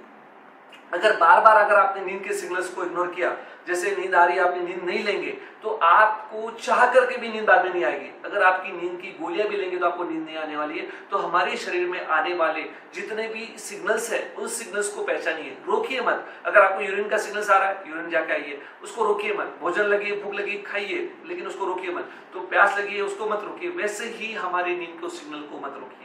तो इस प्रकार अगर हम ध्यान रखते हैं तो निश्चित आपके शरीर के अंदर एनर्जी बनी रहेगी, थकान नहीं रहेगी, सुबह उठकर अपने आप को एनर्जेटिक पाओगे और तनाव मुक्त पाएंगे। ठीक है, इसके पश्चात हम बात करेंगे कि दिन में सोना नहीं और रात में जागरण नहीं होना। बहुत सारे लोग क्या करते हैं, रात में लेट तक जागते हैं और दिन में सोते हैं, तो ऐसा कभी मत करिए। अगर दिन में सोने से क्या हानि होने वाली है, एक तो हानि होने वाली है कि आप जो खाना खा रहे हैं, जो हाइड्रोक्लोरिक एसिड बना हुआ है, वो एसिड हमारे डायफ्राम को टच होगा, कार्डियक वाल को टच होगा और जलन पैदा करेगा और एसिडिटी की बीमारी होने वाली है। खाना खा के अगर 3 घंटे अंदर आप सो गए तो 100% आप बीमार होने वाले हैं। और अगर आपने दिन में सोए हैं तो रात की नींद कच्ची हो जाएगी, और रात की नींद अगर आपकी कच्ची हो गई तो आप डिप्रेशन में जाने वाले हैं, क्योंकि रात में आपका टाइम पास नहीं हो सकता, लेकिन दिन में टाइम पास कैसे भी हो सकता है। तो इसलिए इस बात को ध्यान में रखना है कि दिन में मतलब जागरण रात में नहीं होना चाहिए और दिन में बराबर सोना नहीं चाहिए, इस बात को ध्यान में रखना है। ड्रिंक वाटर, सबसे ज्यादा हमारे शरीर के जिसकी जरूरत है वो है पानी। आज चारों तरफ बोलबाला किसका है, आप अगर टीवी में भी देखते हैं तो एडवर्टाइजिंग आते हैं कि आपके घर में जो बच्चे हैं उनको ये प्रोडक्ट दीजिए, इसमें प्रोटीन है, इसमें विटामिन है, ये है। हर जगह एडवर्टाइजिंग आप देखने को मिलेगा, हर जगह आप डॉक्टर के पास जाते हैं, सप्लीमेंट्स खाते हैं, लेकिन जिसकी रिक्वायर्ड माइक्रो मिलीग्राम है उसके लिए हम इतना चिंतित है, इतनी सारी चीजें हैं, लेकिन जो सबसे ज्यादा रिक्वायरमेंट है वो है हमारा पानी।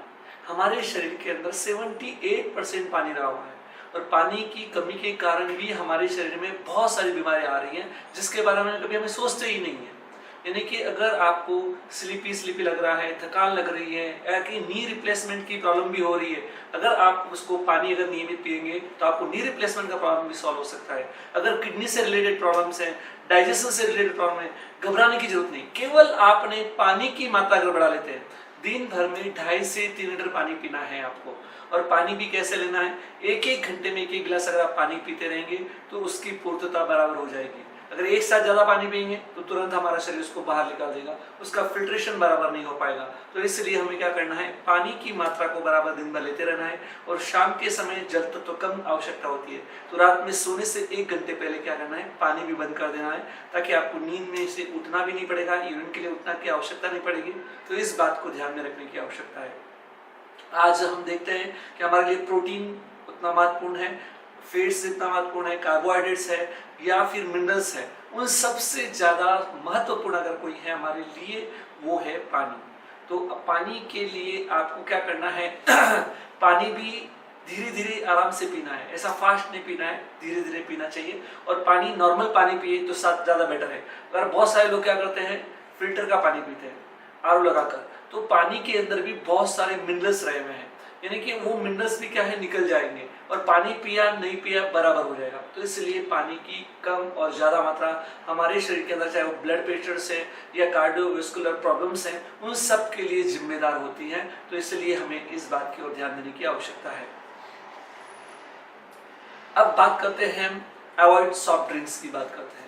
आज मार्केट में अलग अलग प्रकार के कितने ही प्रकार के क्या है सॉफ्ट ड्रिंक्स रहे हुए हैं, यानी कि चाहे वो किसी भी प्रकार के हो, रस के रूप में है, शरबत के रूप में है, या कोका कोला के रूप में, या अलग अलग कंपनियों के रूप में है, फ्रूटी के रूप में है।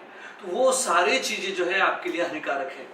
आपके शरीर के लिए मिनिमम कैलोरी ऊर्जा की आवश्यकता है 1600 और मैक्सिमम 3000 कैलोरी ऊर्जा की आवश्यकता होती है। लेकिन आज के इस दौड़ के अंदर हम ज्यादा खा रहे हैं। एक मतलब ग्राम अगर भोजन ले तो 4 कैलोरी ऊर्जा समझ लीजिए, तो 500 ग्राम अगर आपने दिन भर में भोजन किया है तो आपकी पूर्ति हो जाती है। लेकिन हम एक्सेस खा रहे हैं। अब हम जब भी कभी कोई चीज शरबत के रूप में या कोई चीज कोल्ड ड्रिंक के रूप में लेते हैं तो उसके अंदर शुगर बहुत ज्यादा रहती है, वो जो है जल्दी डाइजेस्ट हो जाती है, और जल्दी डाइजेस्ट हो जाने के कारण से हमें शुगर के रूप में कन्वर्ट हो जाएगी। लेकिन हमें कॉम्प्लेक्स फूड खाना चाहिए जो धीरे धीरे हमें एनर्जी दे। फ्रूट भी खाइए, आप रस मत लीजिए, जूस मत पीजिए, लेकिन फ्रूट खा सकते हैं। फ्रूट ज्यादा खाइए जिससे हमारे फाइबर मिलेगा और हमारे लिए एनर्जी भी बराबर मिलती रहेगी। तो इस प्रकार अगर हम ध्यान में रखने की आवश्यकता है।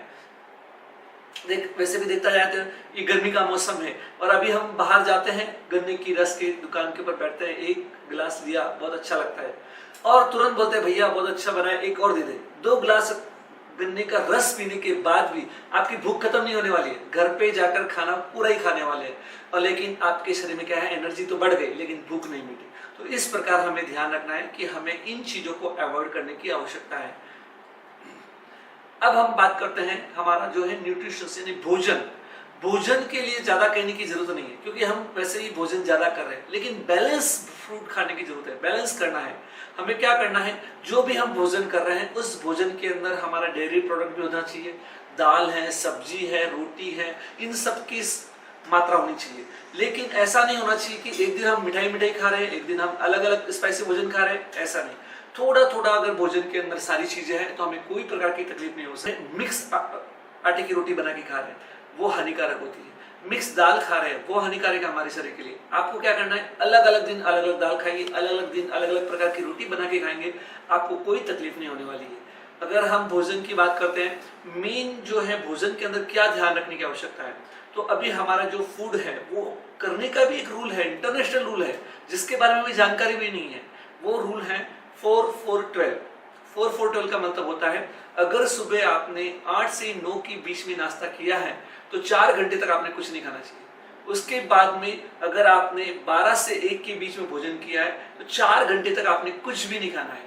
और उसके बाद में अगर 5 से 6 के बीच में आकर शाम का भोजन लिया है, डिनर लिया है, तो उसके बाद 12 घंटे तक कुछ नहीं खाना चाहिए। ये है इंटरनेशनल रूल।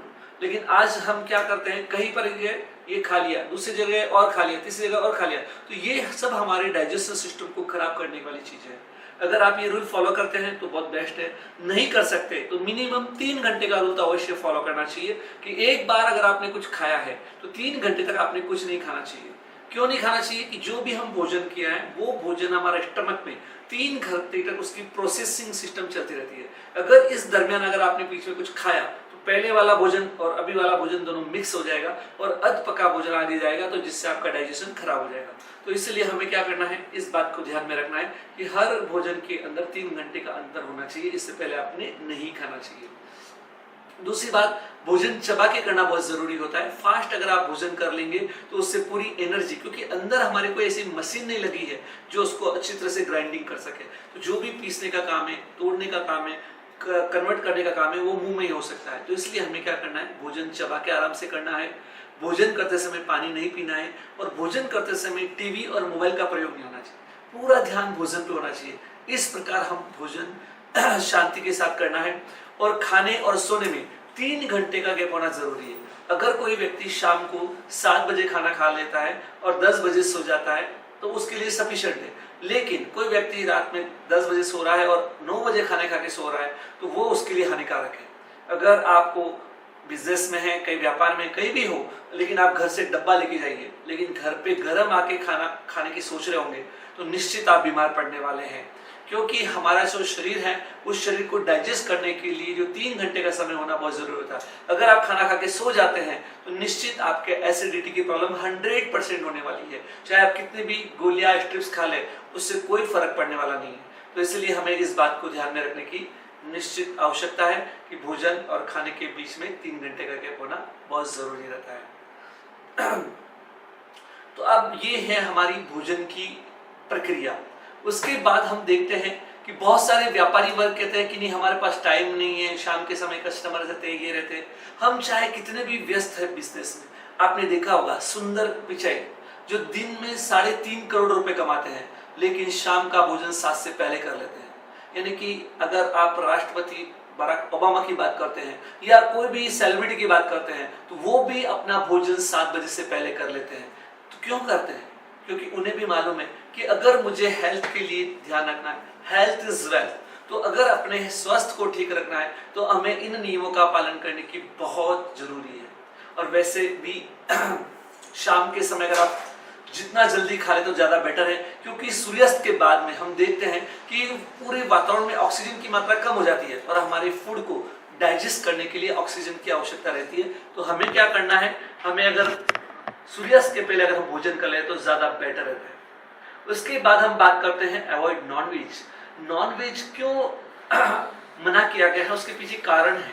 आज के इस युग के अंदर, मशीनी युग में जी रहे हैं, यहाँ पर हम वेज भी डाइजेशन नहीं कर पा रहे हैं। हम वेज अगर डाइजेशन नहीं कर पा रहे हैं तो हमारे शरीर के अंदर क्या हो रहा है कि एक्स्ट्रा कैलोरीज जा रही है। अगर आज जितनी भी बीमारियां हो रही है तो देखा जाए तो अगर आपने प्रोटीन ज्यादा खाएंगे तो आपके शरीर के अंदर यूरिक एसिड की मात्रा बढ़ने वाली है, क्योंकि प्रोटीन का बाय प्रोडक्ट क्या हो जाएगा, यूरिक एसिड में कन्वर्ट होने वाला है। तो इसलिए हमें प्रोटीन की ज्यादा आवश्यकता नहीं है, तो हमें मिनिमम आवश्यकता होती है, तो उसकी पूर्ति हमें नॉर्मल भोजन में हो जाती है। तो एक्सेस अगर आप नॉनवेज करेंगे तो एक्सेस एनर्जी हमारे शरीर में जाने वाली है, उससे आपका मोटापा बढ़ सकता है। उसके अंदर हमारे शरीर के जैसे विटामिन ए की कमी हमारे लिए घातक हो सकती है, लेकिन उससे ज्यादा घातक हमारे विटामिन ए की ज्यादा होती है। उसके बाद हम जंक फूड की बात करते हैं कि आज हम देखते हैं कि हमारे घर में माताएं और बहनें इतना अच्छा भोजन, सुंदर खाना बनाती है, एकदम स्वादिष्ट खाना बनाती है, लेकिन वो हमें और हमें बच्चों को पसंद नहीं आता है। लेकिन बाहर जहां पर ठेले के ऊपर देखिए या होटल में देखिए, वहां पर कैसी भी चीजें बनती हैं, लेकिन वो चीज आप बड़े चाव से खाते हैं और वहां पर बार बार जाते हैं। देखिए, आज आपने पेपर में पढ़ा है, बहुत बार पढ़ते हैं कि 2 करोड़ का नशे का सामान जब्त हो गया, कहीं 5 करोड़ का नशे का सामान जब्त हो गया। ये जो जब्त हुआ है ना, वो 1% है। 99% नशे की चीजें मार्केट में आ रही है और वो हमें घातक परिणाम देने वाली है। अब देखिए, ये बड़ी बड़ी कंपनियों वाले, बड़ी बड़ी दुकानदार, जो होटल्स वाले, वो क्या करते हैं, वो नशे की चीजें उस चीज के अंदर मिलाते हैं जिसके अंदर आप खाना जा रहे हैं। तो उससे आप एडिक्ट हो जाते हैं कि नहीं, मुझे खाना है तो वहीं का खाना पसंद है, मैं वहां का खाना खाऊंगा। हर शनिवार रविवार आप वहां जाते हैं और खाना खा के आते हैं। बहुत सारे लोग चाय पीने के लिए 5 किलोमीटर की दूरी, 10 किलोमीटर की दूरी तय करके जाते हैं कि चाय मुझे वहीं से पीना है। बहुत सारे लोग पान खाने के लिए जाते हैं और वहीं से मुझे पान खाना है। तो ये सब क्यों? क्योंकि वहां पर एक एडिक्शन, उसमें कोई ऐसी चीज मिलाते हैं जिससे आप उसे व्यसन के अधीन हो जाते हैं और बार बार वही चीज खाते हैं। तो इसलिए आप सावचेत रहिए, जो हमारी किडनी को, हमारे शरीर को घातक परिणाम ला रहे हैं। इसलिए हमें क्या करना है, बाहर का फूड अवॉइड करिए और घर का शुद्ध और सात्विक भोजन खाइए। अब हम बात करते हैं कि हमारी जो वर्किंग पोजीशन है, तो वर्किंग पोजीशन आज गलत होने से बहुत सारी प्रॉब्लम्स क्रिएट हो रही है। अभी काम करने से कभी कोई व्यक्ति बीमार नहीं हुआ है, वैसे भी जितने भी लोगों ने आज 80 साल 90 साल 100 साल तक जिए हैं, उनकी जीवन शैली ऐसी थी कि वो दिन भर कुछ न कुछ काम करते रहे, ऐसे सोए पड़े नहीं थे। तो वैसे ही हमारी जीवन शैली के अंदर हम जो बैठक की जीवन शैली जी रहे हैं, उससे बहुत सारी बीमारियों को आमंत्रण दे रहे हैं। तो अगर हम बैठक ज्यादा है तो हम क्या करना है, 1 घंटे बैठने के बाद में एक राउंड आके वापस बैठ जाइए। और उसके बाद में अगर आप खड़े रहने का काम है तो 1 घंटे खड़े रहे, आधा घंटे खड़े रहने के वापस थोड़ी देर बैठ जाइए। तो आप पोस्चर्स बदल बदल कर काम करेंगे तो आपको थकान भी नहीं आएगी और आपकी कोई भी प्रकार की जो कमर की दर्द, गर्दन की दर्द की तकलीफ प्रॉब्लम नहीं होने वाली है। तो इसलिए हमें इस बात को ध्यान में रखना है कि हमारा पोस्चर्स जो है वो सही होने की आवश्यकता है। बहुत सारे लोग क्या हो सकते हैं, एक साथ में ये पूरा काम कर लो फिर आराम कर लूंगा, ऐसा मत करिए। काम करिए और बीच में रेस्ट लीजिए, काम करिए और रेस्ट में लीजिए। तो इससे क्या होगा कि आपका हेल्थ, आपका जो पोस्चर्स है वो बराबर सही रहेगा और आपको किसी भी प्रकार का पेन और दर्द नहीं होने वाला है। अगर आप 2 व्हीलर चलाते हैं तो स्पीड ब्रेकर आए तो आप गाड़ी धीरे चलाइए, झटके लग रहे हैं आप धीरे चलाइए। अगर आपको लगता है मुझे कमर में दर्द है तो अंदर से दुपट्टा रैप करके पहन करके और फिर आप बाहर जाइए, तो आपको किसी भी प्रकार की कमर की दर्द की तकलीफ बढ़ने वाली नहीं है। अब बात करते हैं हम टाइम मैनेजमेंट की। वैसा तो देखा जाए तो आज के युग में कोई भी आप कार्य करते हैं, अगर आपको सफलता प्राप्त करें तो टाइम मैनेजमेंट जरूरी है। लेकिन वैसे ही हमारा जो हेल्थ है, हमारा जो शरीर है, उस शरीर के लिए भी टाइम मैनेजमेंट बहुत जरूरी है। अगर आपने समय का नियोजन नहीं किया, अगर सुबह उठने की प्रक्रिया अगर आपने फिक्स नहीं की, तो सुबह नाश्ते का टाइम है, भोजन का टाइम है या शाम को सोने का टाइम है, ये सारी प्रक्रिया अगर नियोजनबद्ध तरीके से नहीं हुई तो आप स्वस्थ नहीं रह सकते हैं। आप कुछ भी तकलीफ होती है आप डॉक्टर के पास जा रहे हैं, डाइजेशन की प्रॉब्लम होगी, कब्जे की शिकायत होगी, गोली खा ली, लेकिन जरूरत ही नहीं है, नॉट किसी भी प्रकार की मेडिसिन की आवश्यकता नहीं थी, किसी डॉक्टर के पास जाने की जरूरत नहीं थी। अगर आपकी नींद पूरी नहीं हुई है और आपका सोने का टाइम बराबर नहीं हुआ है तो 100% डाइजेशन खराब होने वाला है। तो इस प्रकार हमें क्या करना है, हमारी जीवन शैली के अंदर थोड़ा सा समयबद्धता, बाकी के काम आपके कम ज्यादा हुआ चलेगा, लेकिन खाने का टाइम और सोने का टाइम ये आपको फिक्स करने की आवश्यकता रही हुई है। अब हम बात करते हैं नशे की चीजें। आज शराब से लेकर तंबाकू से लेकर उसके इतने भयंकर दुष्परिणाम रहे हुए, चाहे चाय कॉफी का नशा भी है वो भी आपके लिए बहुत हानिकारक है, उसके अंदर भी टॉक्सिन्स रहे हुए जो आपके डाइजेशन को पूरा खराब कर देते हैं। तो हमें इन सभी नशीदार चीजों से हमें बचना है और आने वाली पीढ़ी को भी बचाना है। तो इसलिए हमें ध्यान रखना है कि जो भी जो एडिक्शन है, जो कुव्यसन है, चाहे वो मोबाइल का क्वेश्चन भी हो सकता है कि बार बार मोबाइल देखने का क्वेश्चन, तुरंत हम देखते हैं, बार बार देखते हैं, आया कि नहीं आया कि नहीं, ये भी एक प्रकार का व्यसन है। तो ये सारी चीजों को हम क्या करते हैं, इन एडिक्शन से, कुव्यसन से दूर रहेंगे तो आपका जो है आरोग्यदायी जीवन आगे बढ़ने वाला है। अब हम बात करते हैं ब्रह्मचर्य की। भारतीय संस्कृति में ब्रह्मचर्य को सबसे ज्यादा महत्व दिया हुआ है, यानी कि ब्रह्मचर्य में जो व्यक्ति का पालन करता है उसकी ओज, उसकी शक्ति बहुत बढ़ जाती है। लेकिन आज के इस भोगवादी युग के अंदर इस बात का बहुत माखौल उड़ाया जाता है और अलग अलग प्रकार के साधनों का प्रयोग कर कर मैथुन सेवन किया जाता है, इंटरकोर्स किया जाता है, गलत गलत प्रकार से हस्त मैथुन किया जा रहा है। तो ये सब वीर्य का नाश किया जा रहा है। आज हम देखते हैं कि जो बीमारियां 50 साल में आ रही थी, 45 साल के अंदर आ रही थी, वो आज बीमारियां 15 साल की उम्र से ही लड़के और लड़कियों में आ चुकी है, जिसका आपको आभास ही नहीं है। आप देखेंगे कि आपका बच्चा पढ़ाई कर रहा है, लेकिन ऐसी बात नहीं है। 7वीं कक्षा में पढ़ने वाले बच्चे भी वो सारी गलत चीजें देख रहे हैं जिसके बारे में आप सोच भी नहीं सकते, जिसके बारे में हम बात करना भी बुरा मानते हैं, अश्लील चीज मानते हैं, वो चीजें सारी बच्चे कर पा रहे हैं। अभी आप जब हम 1 घंटे का ये सेशन पूरा होगा तब तक पूरे देश के अंदर हर 1 घंटे के अंदर एक युवा आत्महत्या कर लेगा। क्या कारण है? अरे कोई भी व्यक्ति मरना नहीं चाहता, यानी आप देखेंगे कितना भी विकलांग आदमी है, कितना भी तकलीफ में भरा हुआ है, वो भी जिंदा रहने की आस करता है। तो ये आज की युवा पीढ़ी क्यों मर रही है? क्या पढ़ाई हार्ड हो गई इसलिए मर रहे? ऐसी बात नहीं है, पढ़ाई हार्ड नहीं हुई है, बल्कि उन्होंने अपने जीवन में वीर्य का नाश कर रहे हैं और जैसा जैसा वीर्य का नाश करते हैं उसकी निर्णय लेने की क्षमता खत्म हो जाती है।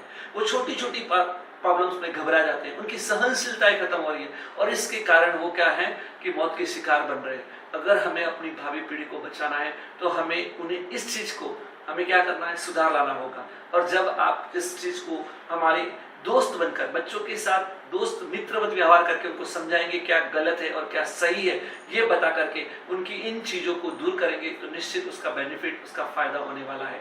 क्योंकि आप देखते हैं कि एक बार जब हम इंटरकोर्स करते हैं, एक बार जब हमारा वीर्य का नाश होता है, तो पूरे 49 दिन, 49 दिन जो हम खाना खा रहे हैं उसकी एक दिन के अंदर पूरी शक्ति निकल जाती है। उसके अंदर क्या क्या तत्व है? अगर किसी को कोलेस्ट्रॉल का प्रॉब्लम हो रहा है तो उसका कारण क्या है कि अत्यधिक मैथुन सेवन। क्योंकि हमारी जो शरीर के अंदर कोलेस्ट्रॉल को खत्म करने के लिए लेसिथिन नामक एक पदार्थ होता है, वो कोलेस्ट्रॉल को टुकड़े टुकड़े कर देता है, वो कभी बढ़ने नहीं देता है। लेकिन आजकल कोलेस्ट्रॉल की प्रॉब्लम आम होती जा रही है, डायबिटीज की प्रॉब्लम आम होती जा रही है। उसके कारण क्या है? यानी कि मैथुन सेवन। यानी आप देखेंगे कि जैसे ही हमारे शरीर से वीर्य के साथ में क्या क्या निकलता है, उसके प्रोडक्टिव चीजें हमारे शरीर से जा रही है। लेसिथिन नामक पदार्थ बाहर निकल रहा है, जिंक बाहर निकल रहा है, जिससे हमारी पेनक्रियाज काम नहीं कर पाता और डायबिटीज की प्रॉब्लम हो जाती है। तो मेमोरी लॉस हो रहे हैं, ये सारी प्रॉब्लम इसके कारण से हो रहे हैं। तो इसलिए हमें इन बातों की ओर ध्यान देने की आवश्यकता है, ब्रह्मचर्य के पालन करने की आवश्यकता है। अब आप देखते हैं मोबाइल का प्रयोग कम करने की बात करते हैं। आज मोबाइल इस प्रकार से हमारी जीवन पर हावी हो गया है कि हम खाना पीना सोना सब कुछ भूल जाते हैं इस मोबाइल के कारण। लेकिन हमें क्या करना है? इस मोबाइल को कम यूज करना है, कम प्रयोग करना है।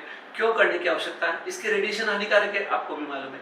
आंखों के ऊपर स्ट्रेस आने वाला है, ये आपको मालूम है। लेकिन फिर भी आप नहीं कर पा रहे हैं। लेकिन इसका एक और कुछ हानिकारक प्रभाव है, वो है कि आप क्या करते हैं, जब भी मोबाइल यूज करते हैं उसको झुक के यूज करना पड़ता होता है। तो जैसे ही आप झुक के यूज करते हैं तो आपकी गर्दन की तकलीफ 100% बढ़ने वाली है। सर्वाइकल की तकलीफ, अभी जितने भी हमारे पास केसेस आ रहे हैं, 90% केसेस अगर गर्दन की तकलीफ के कारण आ रहे हैं तो वो सिर्फ मोबाइल का यूज के होने के कारण आ रहे हैं।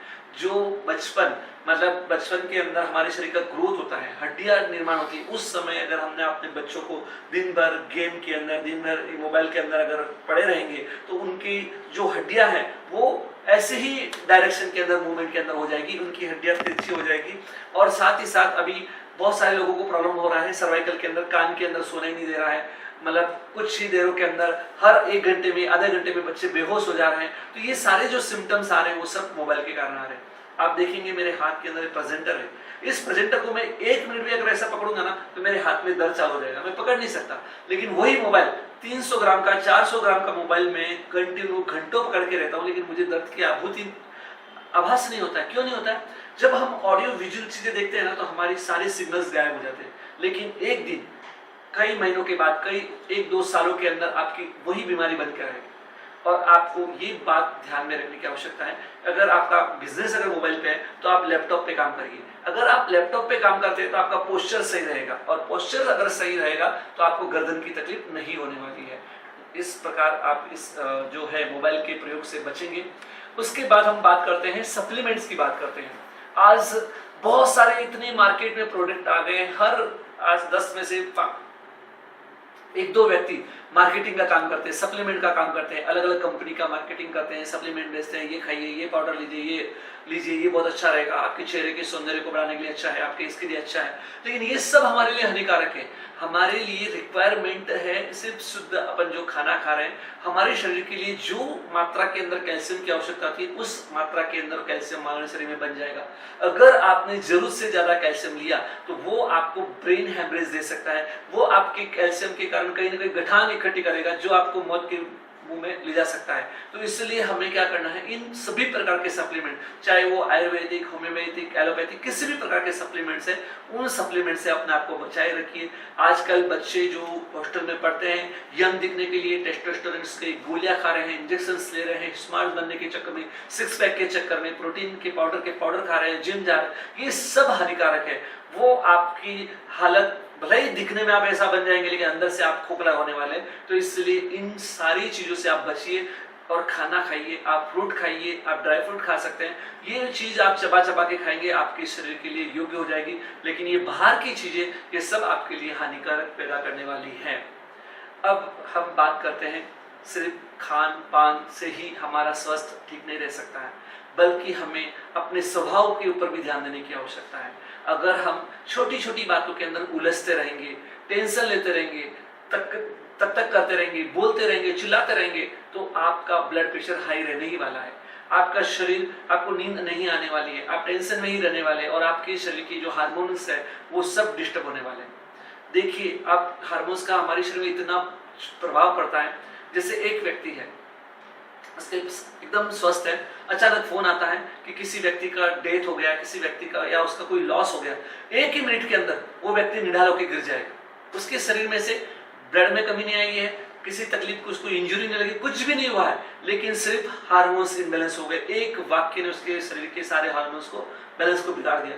और दूसरी ओर 2 महीने से बीमार व्यक्ति है, अचानक कुछ शुभ समाचार सुनता है, एकदम उठ के खड़ा हो जाता है। कहां से आई उसकी एनर्जी? वो एनर्जी आती है हार्मोन्स के कारण। तो ये हार्मोन्स हमारे शरीर के लिए बहुत महत्वपूर्ण होते हैं और ये सब चीजें हमारे लिए बहुत महत्वपूर्ण है। तो हमें क्या करना है? हमारे स्वभाव में परिवर्तन लाने की आवश्यकता है। आज हमारे बच्चे घर के अंदर, उसके पसंद का अगर आपने सीरियल नहीं लगाया, उसके पसंद का अगर आपने चैनल नहीं लगाया, रिमोट उठा के फेंक देते। क्या हम उससे आशा करते हैं कि वो भविष्य में आपकी सेवा कर पाएंगे? कभी नहीं। आपको उन्हें क्या करना है? नहीं सुनने की आदत सीखना है, उनको सहन करने की आदत डालना है। उसको गर्मी सहन करने की आदत डालिए, उनको सर्दी सहन करने की आदत डालिए। जितना सहन करता है उतना मजबूत बनता है। परिस्थितियां व्यक्ति को मजबूत बनाती है। तो इसलिए हमें क्या करना है? बचपन से ही उसको वो आदत डाल दीजिए ताकि उसके स्वभाव के अंदर परिवर्तन आ जाए। और आजकल के बच्चे मोबाइल पे गेम खेलते हैं।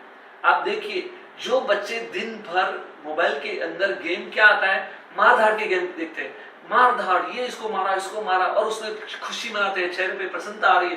तो उसकी सारी करुणाएं खत्म कर दी है। जिस देश के अंदर बच्चे चींटी को मारने के लिए भी डरते थे, वो आज मार धाड़ करने लगे हैं। आए दिन पेपर में पढ़ते हैं कि किसी ने बाप का खून कर दिया, किसी ने माता को मार दिया, किसी ने कुछ कर दिया। छोटी छोटी बातों के अंदर खून खराबा हो रहा है। ये सब किसके परिणाम है? ये सब परिणाम है, दुष्परिणाम है उस गेम के कारण से, जो बचपन से ही आपने मारधाड़ के गेम्स लगा के दिए हैं उनको, और वो देख देख कर उसकी करुणाएं भाव खत्म हो जा रहे हैं। इसलिए हमें अपने स्वभाव में परिवर्तन लाने की आवश्यकता है। क्योंकि सबसे ज्यादा, अगर आपके शरीर के अंदर सबसे ज्यादा हानिकारक दुष्परिणाम आते हैं तो स्वभाव के कारण 50% बीमारी का कारण है कि वो है हमारा ये। अब हम बात करते हैं 5 इंद्रियों के दुष्परिणामों की बात करते हैं। अगर एक बार आपने कुछ भी गलत खा लिया, कितना भी खाना खराब खा लिया, कुछ घबराने की बात नहीं। हमारा शरीर बहुत पावरफुल है।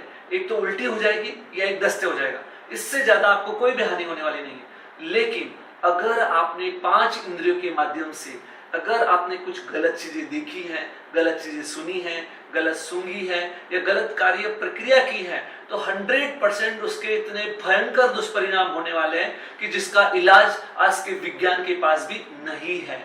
जी हाँ, मैं आपको बता रहा हूं कि आप देखिए, कैंसर जैसी भयंकर बीमारियां आज जो दिन रात तेजी से बढ़ रही है, पनप रही है, उसका कारण क्या रहा है?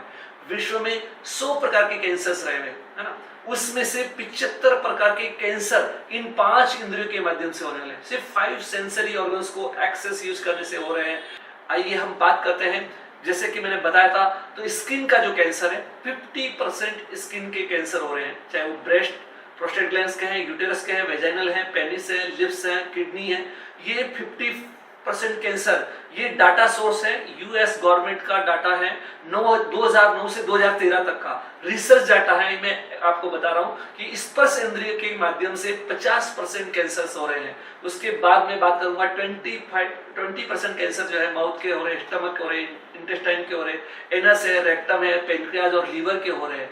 15% कैंसर जो है लंग्स से है, ब्रोंकाइटिस के हो रहे हैं।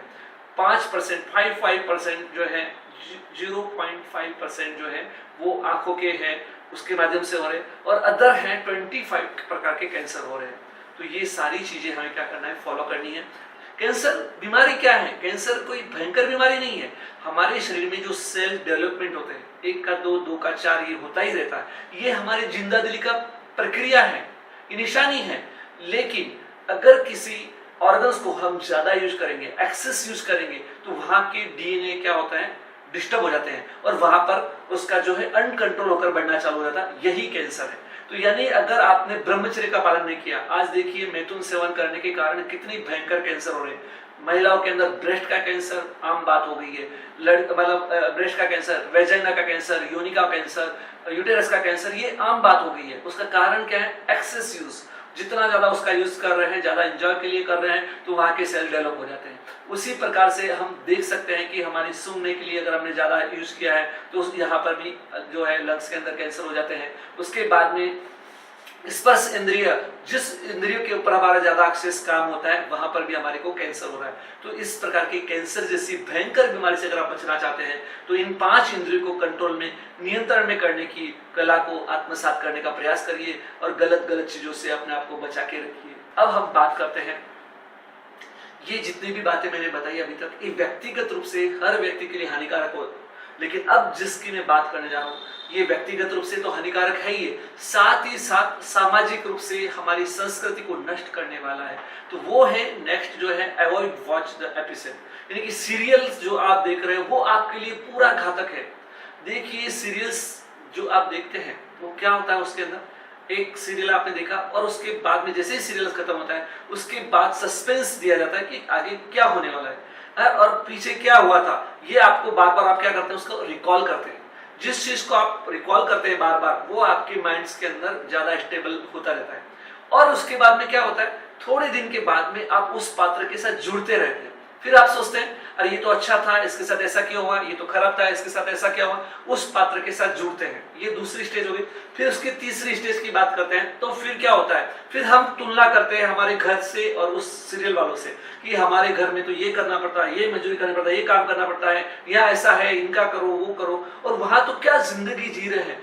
लेकिन याद रखना वहां जिंदगी का कुछ समय जो आपका जिंदगी का बेस्ट होता है वो दिखाया जाता है।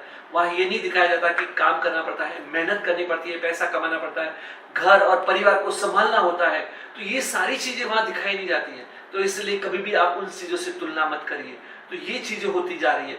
उसके आगे की और जब बात करते हैं, मैं एक केस स्टडी, बहुत सारे उदाहरण आ रहे हैं, मैं आपको बताना चाहूंगा। एक महिला, उसने बताया कि अनुपमा सीरियल, हमारे घर में टीवी और फ्रिज नहीं है, लेकिन वो महिला बता रही कि अनुपमा सीरियल आता है, वो देखती है और देखने के बाद में उसके मन में भाव आते हैं कि एक महिला अकेली रहती है तो पूरे समाज के लोग उसका सम्मान करते हैं, और मैं इतना घर का काम करती हूँ, इतना सब करती हूँ, लेकिन मेरी तो कोई पूछ ही नहीं है, मुझे तो कोई ऐसा रिस्पेक्ट ही नहीं मिल रही है। तो अब मुझे क्या करना है, डाइवर्स ले लेना है, मुझे घर और परिवार से छोड़ देना है। इस प्रकार के भाव आ गए थे, नेगेटिविटी में आ गई थी, डिप्रेशन में चली गई थी। वह महिला का जब हमने इलाज किया, काउंसलिंग की, सब करने के बाद में 15 दिन के बाद में उसके मन में भाव आ गया कि मुझे अब परिवार के साथ में रहना है, मुझे कुछ भी तरह से अलग नहीं करना। और उसने सीरियल वगैरह सारी, आज ही शरीर है तो हमें वही रूल फॉलो करने पड़ेंगे जो हमारे बुजुर्गों ने, बड़े बुजुर्गों ने, हमारे विद्वानों ने, ज्ञानियों ने हमें दिए हैं। वही जीवन शैली को अपनाना होगा, तब आप स्वस्थ और निरोगी जीवन जी पाएंगे।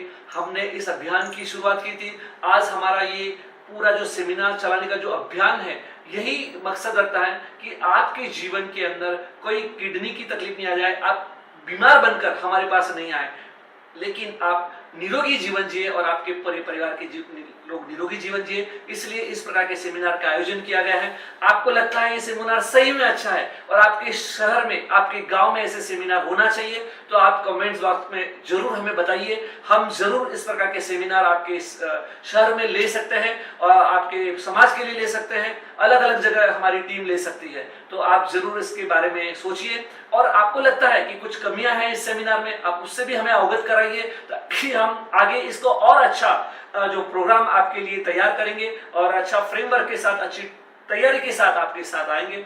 आपने हमें सुना, इसके लिए बहुत बहुत धन्यवाद है। धन्यवाद, थैंक यू।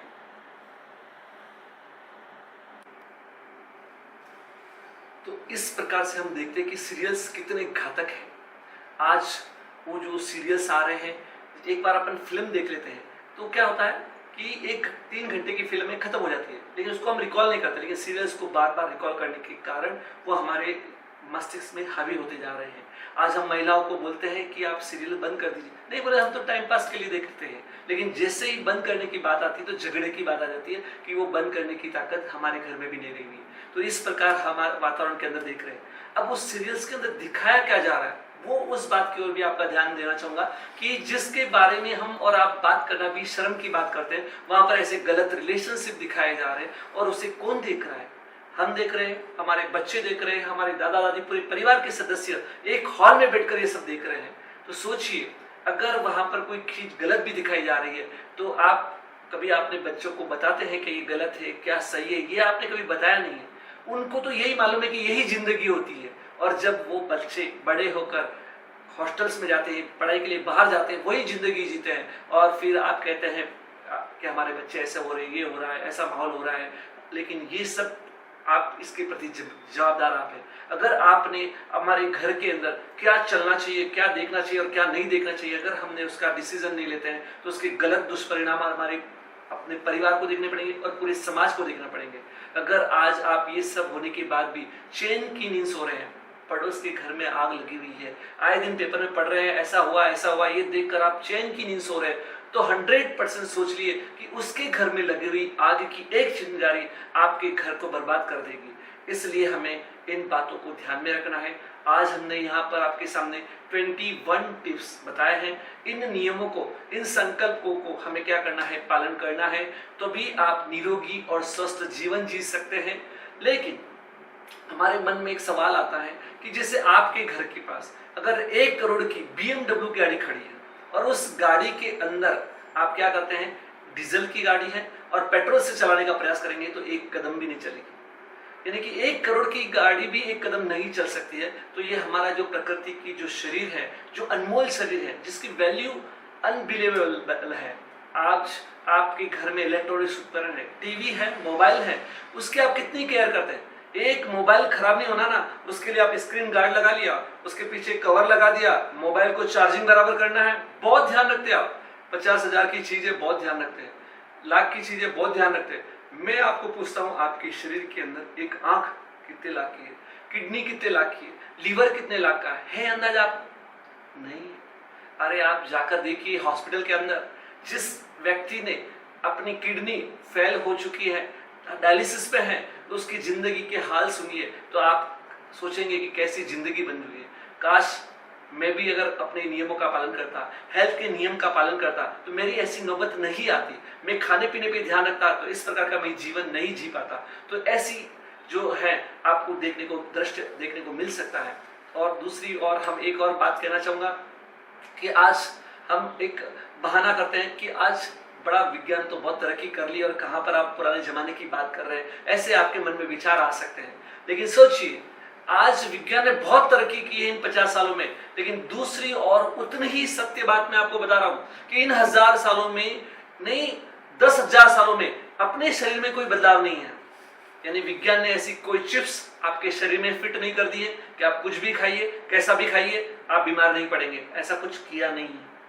आपको वही नियम पालन करने होंगे जो हमारे बुजुर्गों ने, हमारे विद्वानों ने, हमारे ज्ञानियों ने, हमारे प्राचीन कालीन इतिहासकारों ने दिए हैं। उन नियमों का अगर पालन करेंगे तो आप स्वस्थ और निरोगी जीवन जी सकते हैं। अगर आपने इन बातों को पालन नहीं किया तो 100% आने वाले समय में आप बीमार की कैटेगरी में आने वाले हैं। आप अगर दवाइयों के अंदर स्वस्थ को ढूंढ रहे हैं, अगर हॉस्पिटल में स्वस्थ को ढूंढ रहे हैं, ऑक्सीजन की बोतलों के अंदर स्वस्थ को ढूंढ रहे हैं, तो आपकी भूल है। ये सारी चीजें धोखा है, वो आपको जिंदगी नहीं दे सकती है। आज आपने बड़े बड़े लोगों का इंटरव्यू देखा होगा जिन्होंने भी 130 साल जिंदगी जी होंगी, किसी ने दवा के भरोसे जिंदगी जी नहीं है। आपका उनका इंटरव्यू बताएगा कि उन्होंने किस प्रकार से हेल्दी लाइफ स्टाइल को फॉलो करके उस जीवन को जिया है। तो इस प्रकार हमने देखा है कि हमारी जो जीवन शैली को अगर अपनाएंगे तो निश्चित आपका शरीर निरोगी रहेगा। और मैं जिस उद्देश्य को लेकर, यानी कि आपको मैंने कहा था कि 100 साल यानी 100 साल पूरे निरोगी जीवन जीने का मैं जो मंत्र आपको देके जा रहा हूं, वही मंत्र आपको दिया है। और अगर आपने इसको पालन करेंगे तो 100% निरोगी जीवन जिएंगे। अगर आपको ये सेशन अच्छा लगा है, कुछ भी अगर आपको लगता है समाज के हर वर्ग के लिए, किसी भी देश के अंदर, किसी भी प्रांत के अंदर अगर इस प्रकार के सेमिनार अगर आप आयोजित करना चाहते हैं तो आप कमेंट्स बॉक्स में जरूर लिखिए।